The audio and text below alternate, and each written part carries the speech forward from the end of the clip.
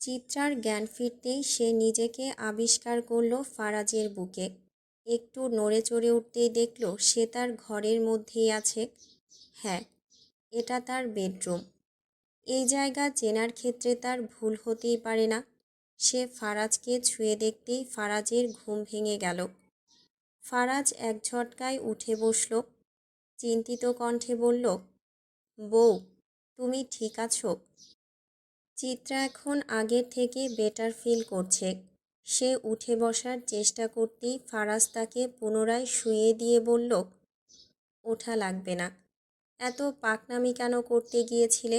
আমার বাচ্চার যদি কিছু হতো, সাধ্য থাকলে তোমার পেট থেকে বের করে আমার পেটের মধ্যেই রাখতাম।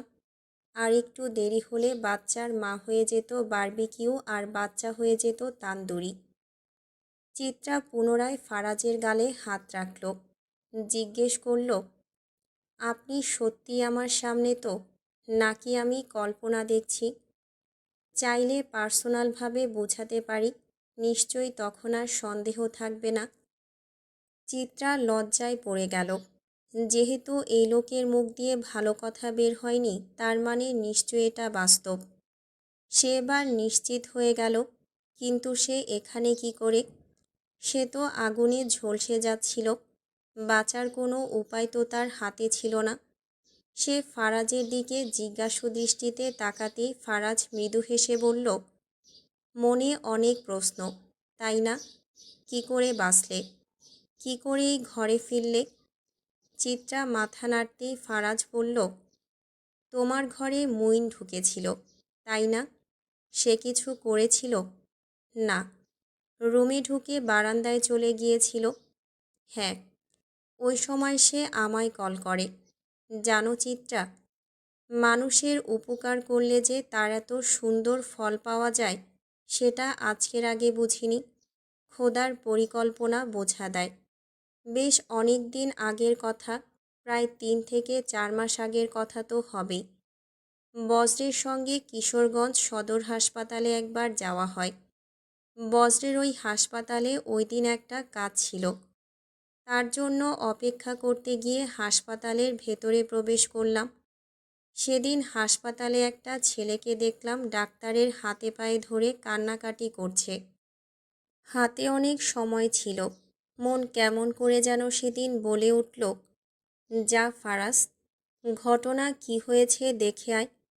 আমি ডাক্তারের কাছে গিয়ে জিজ্ঞেস করলাম, কি হয়েছে এখানে? ডাক্তার বললেন, আর বলবেন না।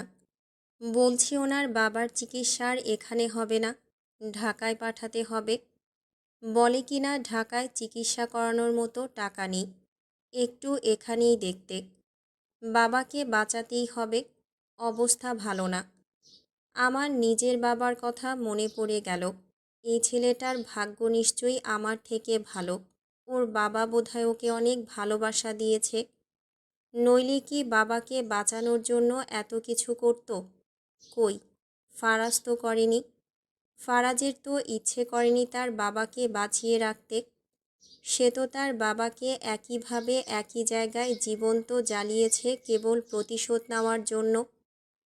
আফসোস, যদি তার বাবাও ভালো হতো, সেও বাবাকে বাঁচানোর জন্য এমনভাবে হাত পায়ে ধরে কাঁদতে পারত। অথচ বাবার ভালোবাসা কী জিনিস খোদা তার কপালেই লিখল না। সেদিন আমি ওই ছেলের বাবার চিকিৎসার জন্য টাকা দিই। লোকটা এখন চিকিৎসা করে সুস্থ, বাড়ি আছেন। ওই ছেলের নামটাও সাহায্যের সময় জিজ্ঞেস করিনি, তবে সে কিন্তু ঠিকই আমার খোঁজ রেখেছে। আজ জানতে পারি, মুইনি সেই দিনের ওই ছেলে, যাকে আমি সাহায্য করেছিলাম, যে কেবল নিজের বাবাকে সুস্থ করার জন্য এই নোংরা লাল রক্তে হাত রাঙানোর কাজে নেমেছিল। শুনেছি সোহানের থেকে নাকি সে কাজের টাকা ছাড়াও অগ্রিম কয়েক মাসের টাকা চেয়েছিল, কিন্তু ওই সময় কাজ কারবার ঠিকমতো না চলার কারণে দিতে পারিনি।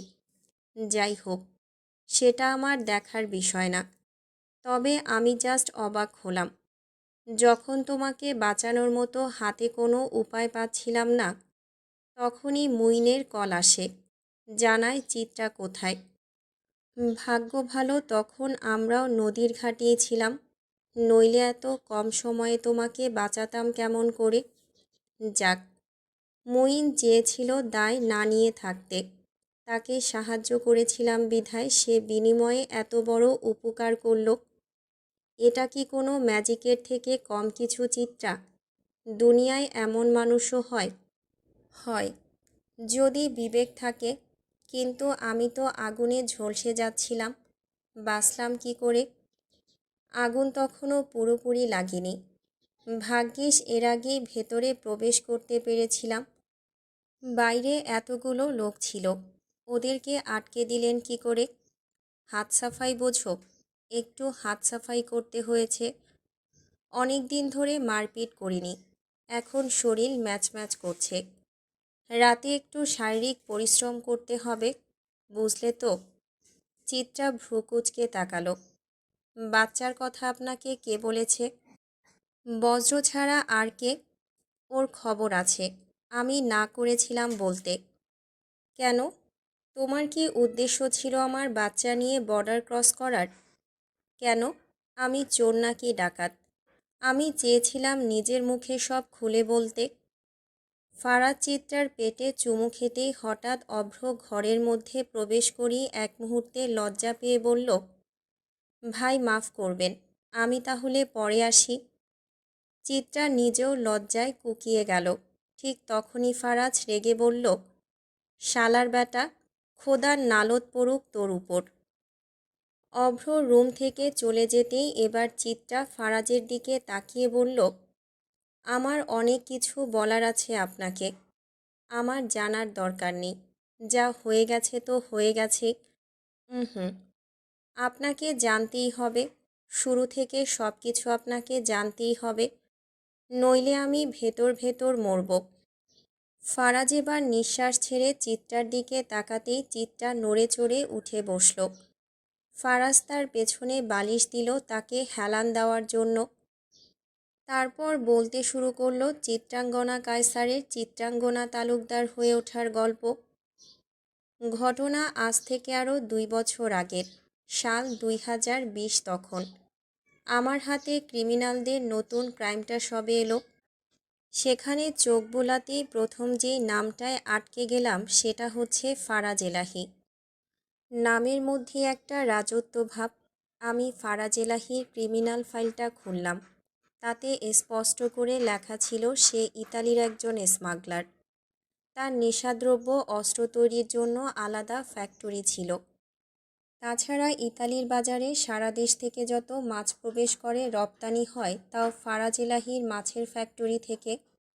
রেডিমেড প্রসেসিং করা সকল মাছ, মাছ জাতীয় খাদ্যের জন্য ফারাজ এলাহির কোম্পানিগুলো নাম্বার 1-এ ছিল। মজার বিষয় হচ্ছে তাকে ইতালি সরকার থেকে নেশাদ্রব্য আর অস্ত্র তৈরির অনুমতি দেওয়া হয়। তার জন্য সব কিছুই বৈধ। আর ইতালিতে এমন অনেক স্মাগলার মাফিয়া আছে যাদের জন্য এসব অবৈধ কাজ করার লাইসেন্স আছে। তাদের মধ্যাকার একজনই হচ্ছে ফারাজ এলাহি। আমি ফারাজ এলাহির সম্পর্কে যত জানলাম ততই অবাক হতে লাগলাম। অদ্ভুত মানুষ। তার ছবি দেখে সেই যে উত্তাল সমুদ্রে ঝাঁপ দিলাম, সেই সমুদ্র থেকে আমি চিত্রা কায়সার আজও বের হতে পারিনি। আপনি ফারাজ আমায় খুন করতে এসে প্রেমে পড়েছিলেন, অথচ আমি আপনার আগে আপনাকে খুন করতে গিয়ে আপনার প্রেমে পড়েছি। ফারাজ চুপ করে রইল, তাকিয়ে রইল চিত্রার দিকে। হঠাৎ বলে উঠল, বউ, পপকর্ন নিয়ে আসি। ঘটনায় অনেক প্যাচ আছে বুঝলাম। শুনতে শুনতে পাছা ব্যথা হয়ে যাবে। সাথে যাই হিট ইনহেলারটা আগে ভাগেই নিয়ে একেবারে আসি। চিত্রা চোখ রাঙাতেই ফারাজ এবার সিরিয়াস হলো। চিত্রা পুনরায় বলল, আমি কে এখনও আপনি জানেন না। আমি হলাম ইতালির একজন সিক্রেট ফোর্সের অফিসার। আবার ধরে নিতে পারেন সেই ফোর্সের চিফ এক্সিকিউটিভ অফিসার। আমার ফোর্স ক্রিমিনালদের শাস্তি দেওয়ার কাজে নিয়োজিত। আমাদের কাজ অপরাধীদের শাস্তি দেওয়া, বিশেষত তাদের যারা আইনের ফাঁক গলে বেরিয়ে যায়। আমাদের সংস্থার নাম ফিনিক্স। এটি একটা আন্তর্জাতিক নেটওয়ার্ক। যেখানে পরিচয় গোপন রাখা প্রথম ও প্রধান নিয়ম। আজ পর্যন্ত খুব অল্প কয়েকজন ঘনিষ্ঠ মানুষ ছাড়া কেউ আমার প্রকৃত পরিচয় জানে না। চিত্রা এক মুহূর্তে থেমে পুনরায় বলল, কিন্তু জীবনে এমন একটা সময় আসে যখন নিয়মও হৃদয়ের কাছে হার মানে। 2020 সালে অজান্তেই আপনি আমার মনে জায়গা করে নেন। তখন নিজের সংস্থার কঠোর নিয়ম ভেঙে আমি আপনার প্রেমে পড়ি। আপনি জানেনই না আপনার প্রতিটা পদক্ষেপ, প্রতিটা নিঃশ্বাসের খবর আমার কাছে যে পৌঁছাতো। কর্তব্যের ভেতর দিয়ে শুরু হয়েছিল সেই আপনার উপর নজরদারি, কিন্তু অজান্তেই তা রূপ নেয় অনুভূতিতে। আপনি ভেবেছেন আপনার পরিকল্পনায় সব হয়েছে। ওহো, গল্প আমার তৈরি করা ছিল। যে গল্প আপনি আমাকে শুনিয়েছেন, আমি তার লেখক।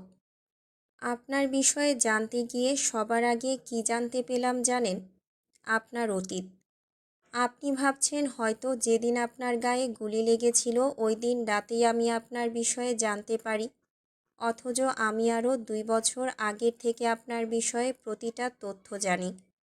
আপনি ভেবেছেন আপনার পরিকল্পনা অনুযায়ী আমাকে আপনি বিয়ে করেছেন। উহো ফারাজ, পরিকল্পনা আমি করেছিলাম, আর আপনি কেবল তা বাস্তবায়ন করেছিলেন।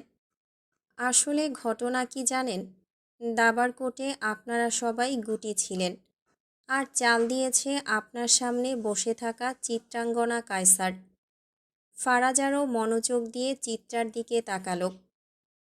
আপনি ভালোবাসার জন্য পাপ ছেড়েছিলেন না, আর আমি চিত্রা ভালোবাসার জন্য পাপ করেছি। প্রথম পাপ তো নিজের পেশার সাথে করেছিলাম। যাক, ব্যাপার না। আমি আপনার ভয়ানক রূপটাকেও ভালোবাসি, নরম রূপটাকেও ভালোবাসি। কারণ হচ্ছে আমি পুরোটাই আপনাকে ভালোবাসি। এবার তাহলে বলি শুনুন। আপনার বিষয়ে জানতে গিয়ে জানতে পারলাম তালুকদার বাড়ির মানুষও আপনার মায়ের মৃত্যুর সাথে জড়িত। ভাগ্য বুঝলেন তো? ওই সময় পুরোই আমার পক্ষে ছিল। আমি তালুকদার বাড়ির সকলের সম্পর্কে খোঁজ শুরু করলাম। তারই মধ্যে জানতে পারলাম আপনি নাকি তালুকদারের ছোট মেয়েকে খুঁজছেন, প্রতিশোধ নেবেন বলে। আমি সেই মেয়েকে খোঁজা শুরু করি। মেয়েকে খুঁজতে গিয়ে মার্জিয়া বেগম এবং তার স্বামীকে খুঁজে পাই। সেখান থেকেই জানতে পারি তালুকদারের যেই মেয়ে ছিল সেই মেয়ে নাকি মার্জিয়াদের কাছেই মানুষ হয়। তবে 4-5 বছর আগে সেই মেয়ে নিখোঁজ হয়, আর খুঁজে পাওয়া যায়নি। কোথায় সেই মেয়ে এটা জানতে গিয়ে ঘুরে ফিরে এলাহি বাড়ির নাম বেরিয়ে আসে। জানতে পাই সুলেমান এলাহি নামক এক ব্যক্তির হাতে ধর্ষণ হয়েছিল এক মেয়ে। সেই ঘটনার আগের দিন তালুকদার বাড়ির সেই মেয়ে নিখোঁজ হয়। পরের দিনই নদীর ধারে লাশ পাওয়া যায়, কিন্তু লাশের যেই হাল ছিল যাচাই বাছাই করার মতো অবস্থায় ছিল না। মার্জিয়া বেগম অবশ্য সেই লাশ দেখে আন্দাজ করতে পেরেছিল লাশটা কার। তবে লোকে বাজে কথা বলবে, আঙুল তুলবে তাদের উপর, এসব দেখে চুপ করে যান। আর এলাহি বাড়ির মানুষ সম্পর্কে সবারই ধারণা ছিল। তার উপর সুলেমান এলাহি ছিল তখনকার চেয়ারম্যান, তাই সাহস হয়নি সুলেমানের সামনে গিয়ে প্রতিবাদ করার। 2 বছর পর আমি মার্জিয়ার কাছে যাই। তখন তাদের অনেক অভাব ছিল। আমি জানাই তাদের সব খরচ আমি চালাবো, বিনিময়ে আমাকে সাহায্য করতে হবে। রাজি হলেন না ওই বাড়ির কেউই। মাহাদিও তখন বিবাহ করেনি। মার্জিয়া বেগমের স্বামীও তখন সুস্থ ছিল। আমি বিপাকে পড়ে যাই। বুঝতে পারি ফারাজ এলাহি এখনও তালুকদার বাড়ির মেয়েকে তেমনভাবে খোঁজা শুরু করেনি। এটাই আমার কাছে সুযোগ ছিল। কিন্তু মার্জি আমাকে সাহায্য না করলে আমার পরিকল্পনা সফল হবে না। আমি মার্জিয়া মামিকে বুঝাই, কার্ড দিয়ে যাই। তারই কিছুদিনের মাথায় শুনি তার স্বামীর অ্যাক্সিডেন্ট হয়। অবস্থা খুব খারাপ, বাঁচানো যাবে না, টাকার দরকার। তখন তাদেরকে আমিই টাকা দিই। বিনিময়ে তাদের কাছে কোনো উপায় না থাকায় আমার শর্ত তাদের মেনে নিতে হয়। শুরু হয় আমার সেই বাড়িতে চিত্রাঙ্গনা তালুকদার হিসেবে দিন শুরু করার গল্প। আমার মতো মেয়ের কিন্তু এইসবের দরকার ছিল না। কিন্তু কেন করেছি জানেন? আপনার কাছে যাওয়ার জন্য। প্রতিশোধ নেওয়ার অজুহাতেও যেন আপনাকে পাই কেবল তারই জন্য।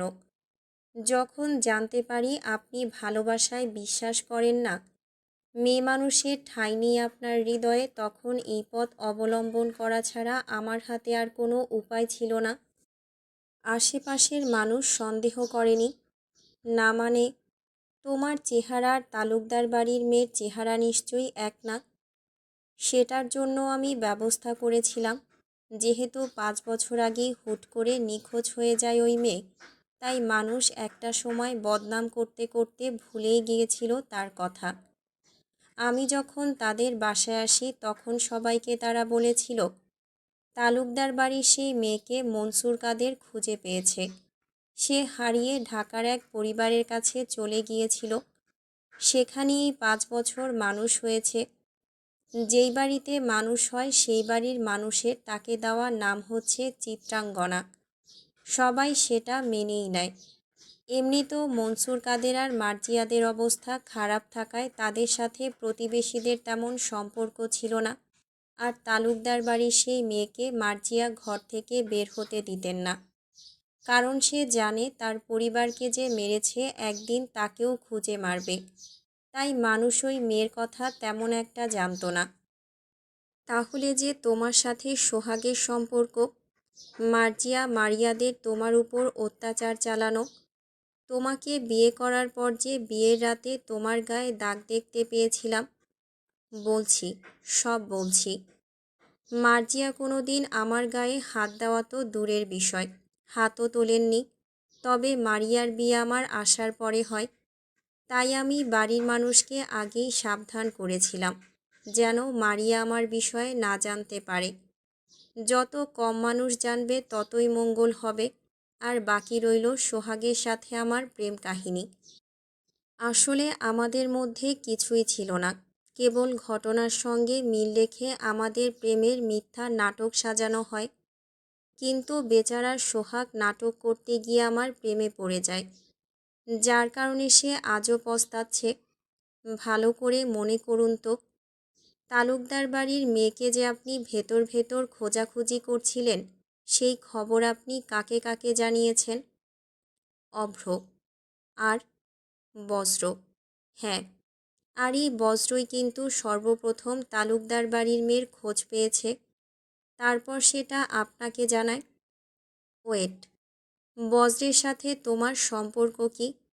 মানলাম তুমি 20 সালে আমার সম্পর্কে জেনেছ, কিন্তু বজ্রের সঙ্গে তো আমার আরও অনেক আগে থেকেই সম্পর্ক। বলো, বজ্র তোমার কি লাগে? বজ্র, বজ্র কায়সার, কায়সার বংশের ছেলে, আমার চাচাতো ভাই। বউ, বুকে ব্যথা শুরু হয়ে গেছে। এক গ্লাস বিষ দাও, পান করি। বিষ পরে খাবেন, আগে আমার কথা শুনুন। ফারাজ নিঃশ্বাস ছাড়তেই চিত্রা পুনরায় বলতে শুরু করল, কায়সার বাড়ির সবাই এই পেশার সাথে জড়িত হলেও বজ্র ডাক্তারি পেশা বেছে নিয়েছিল। বড় আব্বু এই কারণে বজ্র ভাইয়ের উপর রাগ করেন অনেক। শেষে ঝামেলা হয়, বজ্র ভাই বাড়ি ছেড়ে চলে যান। সেখান থেকে গিয়েই আপনার সাথে পরিচয় হয়।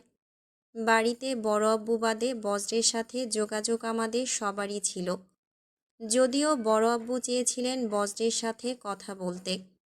আসলে বাবা ছেলের রাগ তো ওই সব থাকে না। ওনারা দুইজনই দুইজনকে ছাড়া থাকতে পারে না। আবার উপর উপর অভিমান দেখাতেন। তারপর 20 সাল এলে আমি আমার বাবা আর মাকে আপনার কথা জানাই। তারা প্রথমে বিষয়টা মানতেই পারছিল না। তাদের মেয়ে একজন অপরাধীকে ভালোবাসবে, কিন্তু না করার মতো উপায়ও তাদের ছিল না, কারণ আমি তাদের একমাত্র মেয়ে।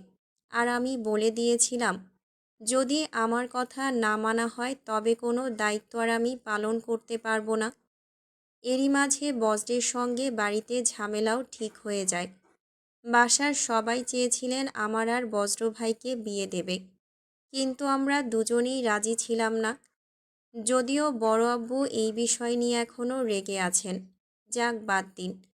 তারপর শুনুন, আপনার ফাইল নিয়ে একদিন রাতে ঘাটাঘাটি করছিলাম। ওই দিন বজ্র ভাই হুট করে আমার রুমে এসে ল্যাপটপে আপনার ছবি দেখতে পায়। সেখান থেকেই জানতে পারি আপনি আর সে বন্ধু। একবার আপনার বুকে গুলি লেগেছিল। ওই সময় আশেপাশে কেউ ছিল না। বজ্রই সেদিন আপনাকে বাঁচায়। সেদিন থেকেই আপনার সাথে বজ্রর ভালো সম্পর্ক হয়। সেই সম্পর্ক থেকে গড়ে ওঠে বন্ধুত্ব। বজ্র যখন আপনার ছবি আমার ল্যাপটপে দেখেছিল, তখন সে জিজ্ঞেস করে আপনাকে দিয়ে আমার কী কাজ। সব খুলে বলার পর সে আপনার কথা বলে। আমার কাজ তখন আরও সহজ হয়ে যায়।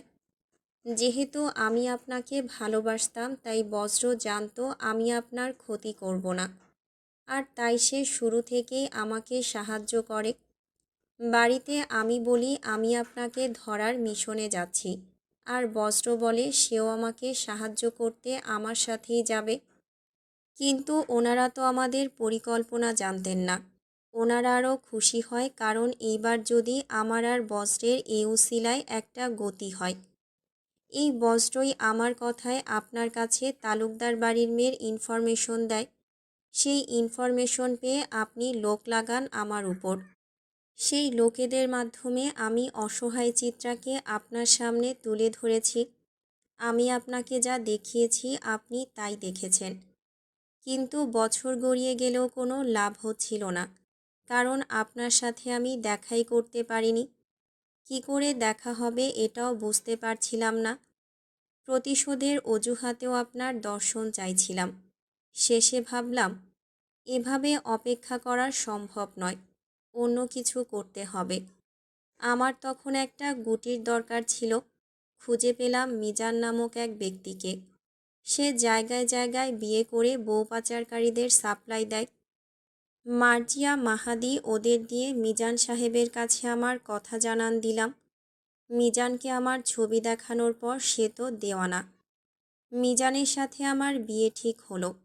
সোহাগকে ওই সময় কিছুই জানানো হয়নি। একটা কথা বলবো এলাহি সাহেব, আপনাকে পাওয়ার লোভে আমি চিত্রা স্বার্থপর হয়ে গিয়েছিলাম।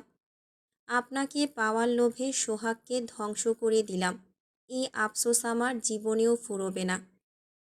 আপনি যেই লোক চিত্রা তালুকদারের পেছনে লাগিয়েছেন, সেই লোক বিয়ের বিষয়ে জানতেই আপনাকে খবর দেয়। আপনি তখন ডেনমার্ক ছিলেন, আপনার মায়ের জন্মভূমিতে। খবর পেয়ে ইমার্জেন্সি ফ্লাইটে করে দেশে এসে আমাকে বিয়ে করেন। আপনি ভেবেছিলেন চিত্রাকে এতদিন পাহারা দিয়ে রেখেছিলাম, এখন সুযোগ বিয়ে করে প্রতিশোধ নেওয়ার। অথচ আমি চিত্রাই আপনাকে সুযোগ করে দিয়েছিলাম। আমার পরিকল্পনা অনুযায়ী সব হচ্ছিল, ঠিক যেমনটা চেয়েছিলাম তেমন। আমি আপনার ভালোবাসায় এতটাই অন্ধ হয়ে গিয়েছিলাম যে জানতাম আপনার হাতে আমার মৃত্যুও হতে পারে, তবুও আমি আপনাকেই বেছে নিয়েছিলাম। আমার নিজের উপর বিশ্বাস ছিল। বিশ্বাস ছিল একদিন আপনি আমার প্রেমে পড়বেন, ভালোবাসতে শিখবেন। ঠিক তাই হলো। সেই রাতে যদি আমি না আসতাম, সেই নিয়ে ভাবিনি। তবে মিজান সাহেব আমার হাতে যে মরত তা শিওর ছিলাম। সোহাগ বিয়ের রাতে নিখোঁজ ছিল। তারপর যখন ফিরল, বউ নিয়ে ফিরল। এটাও কি পরিকল্পনা? হুম। সে যেন বিয়ের সময় ঝামেলা না করে, তাই তাকে রাতের দিকে কাজের বাহানায় বাইরে বের করা হয়। ভেবেছিলাম বন্দি করে রাখব, কিন্তু তার আগেই জান্নাত নামক মেয়েটিকে বাঁচাতে তাকে বিয়ে করতে হয়। সেই ঝামেলা শেষ করে বউ নিয়ে সকালে সে বাড়ি এসে আমার বিয়ের কথা শুনে নিজের অসহায় ভাগ্যকে মেনে নেয়। তার মানে যেই তালুকদার বাড়ির জন্য তুমি এত কেঁদেছ, সেটা তোমার বাড়িই নয়। চিত্রা ডানে বামে মাথা নাড়িয়ে জবাব দেয়। সে অবাকের উপর অবাক হচ্ছে। আয়শার জমেলার সাথে তোমার কি সম্পর্ক? ওরাও আমার সংস্থার লোক। জমেলা সুস্থ মানুষ। সে আমার বাবার আমল থেকে আমাদের সাথে কাজ করছে। আপনারা যে জমেলাকে চিনেন, সে মূলত জমেলা না, সে জুনাইয়া সুলতানা। ফিনিক্স সংস্থার সে আন্ডার কভার এজেন্ট এবং সঙ্গে ডিপ ইনফিল্ট্রেশন এক্সপার্ট। আমাদের সংস্থায় কিছু ইউনিট আছে, যার মধ্যে একটা হচ্ছে রেভেন ইউনিট। নীরব পর্যবেক্ষণ ও নজরদারিতে এই ইউনিট ভূমিকা পালন করে, যার দায়িত্বে আছে জুনাইয়া সুলতানা। আর আয়শাকে তিনি পেলেছেন। আমি আর আয়শা একই সাথে বড় হয়েছি। আয়শাও কোনো সাধারণ ব্যক্তি নয়। সে স্নাইপার স্পেশালিস্ট, শুটিংয়ে সবচেয়ে বেশি পারদর্শীদের মধ্যাকার একজন। ওর গুলি মিস হওয়ার কোনো চান্স নেই। একই সঙ্গে আয়শা ট্যাকটিক্যাল অপারেটিভও। সরাসরি সে মিশনেও যায়। আমাদের ভাইপার ইউনিটের লিডার সে। আয়শা আর জমেলাকে আমার এখানে দরকার ছিল, তাই তাদেরকে এই বাড়িতে কাজের অজুহাতে আপনার মাধ্যমেই প্রবেশ করাই। আয়শা প্রথমবার অভ্রের সঙ্গে ধাক্কা খেয়েছিল একবার, যেদিন আমি আর আপনি তালুকদার বাড়িতে যাই সেদিন রাতে। ওই ধাক্কাটাও মূলত আমাদের পরিকল্পনার মধ্যেই ছিল। ফারাজ কিছুক্ষণ কেবল চিত্রার দিকে চেয়ে রইল, তারপর জিজ্ঞেস করল, একটা জবাব দাও তো, তোমার কি তাহলে মা বাবা বেঁচে আছে? চিত্রা নিচের দিকে তাকিয়ে জবাব দেয়, হ্যাঁ, বেঁচে আছে।